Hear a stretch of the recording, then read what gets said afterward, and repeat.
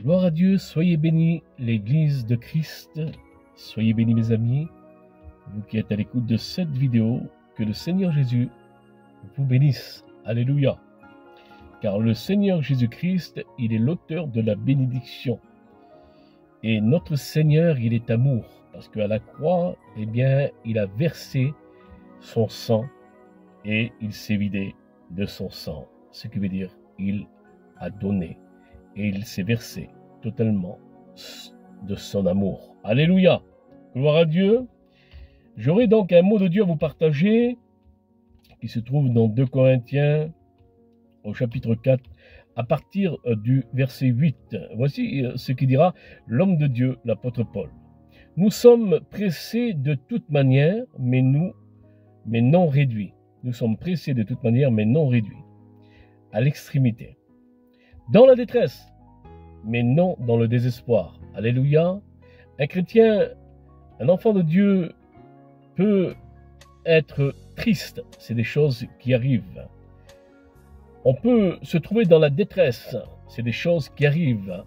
Parce que la vie de Dieu, être un chrétien, ce n'est pas un fleuve tranquille. Ce n'est pas un long fleuve tranquille. Ce n'est pas des pétales de rose. La vie de Dieu pour un chrétien, c'est-à-dire que lorsque nous avons fait confession, eh bien, de foi en Jésus-Christ, et lorsque nous passons par la nouvelle naissance, nous savons que, eh bien, c'est qu'il y a des attaques, il y a des persécutions, et donc il faut persévérer jusqu'à la fin, comme il dira l'apôtre Paul. Alléluia. Jusqu'à la fin, comme il dira l'apôtre Paul, il faut garder la foi, donc achever la course comme l'apôtre Paul l'a achevé. Alléluia. Et il a reçu donc la couronne de justice, la couronne de vie. Et c'est ce qui nous attend, eh bien, après donc cette persévérance dans ce monde. Tenons bon. Alléluia. Tenons bon jusqu'au bout. Alors, il y a bien sûr des tristesses. Il y a aussi, bien sûr, je dirais, des détresses. Et ça, c'est tout à fait normal pour un chrétien. Et l'apôtre Paul, il dira ceci. Nous sommes pressés de toute manière, mais non réduits. Alléluia. À l'extrémité. Dans la détresse, il dit l'apôtre Paul, mais non dans le désespoir.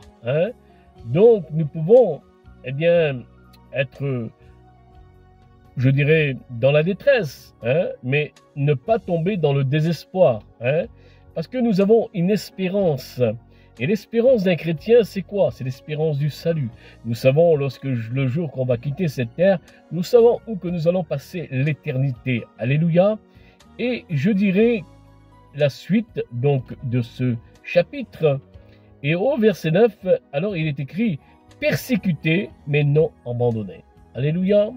Alors, mon frère, ma sœur, toi qui es à l'écoute de cette vidéo, en ce moment tu es persécuté.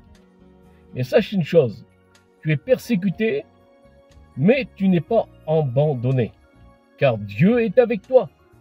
Parce qu'il faut se réjouir lorsque nous sommes persécutés à cause de Jésus, à cause du nom du Christ. Il faut se réjouir parce que l'Esprit de Dieu repose sur les enfants de Dieu lorsqu'ils sont persécutés pour le nom de Jésus. Alléluia. Persécuté, dira l'apôtre Paul, mais non abandonné. Abattu, mais non perdu. Il y a des moments que nous sommes abattus, mais on n'est pas perdu parce que nous avons l'espérance, alléluia, du salut. Gloire à Dieu, parce qu'un enfant de Dieu qui est né de nouveau, il a l'espérance du salut. Alléluia, que son nom en soit glorifié et que son nom en soit célébré. Alléluia, persécuté, mais non abandonné. Abattu, mais non perdu. Gloire à Dieu. Alléluia. Alors, l'importance de ce petit message, eh bien, frères et sœurs, eh bien, vous étonnez pas si vous êtes persécutés, c'est parce que vous avez l'Esprit de Dieu. Gloire à Dieu. Cela est biblique.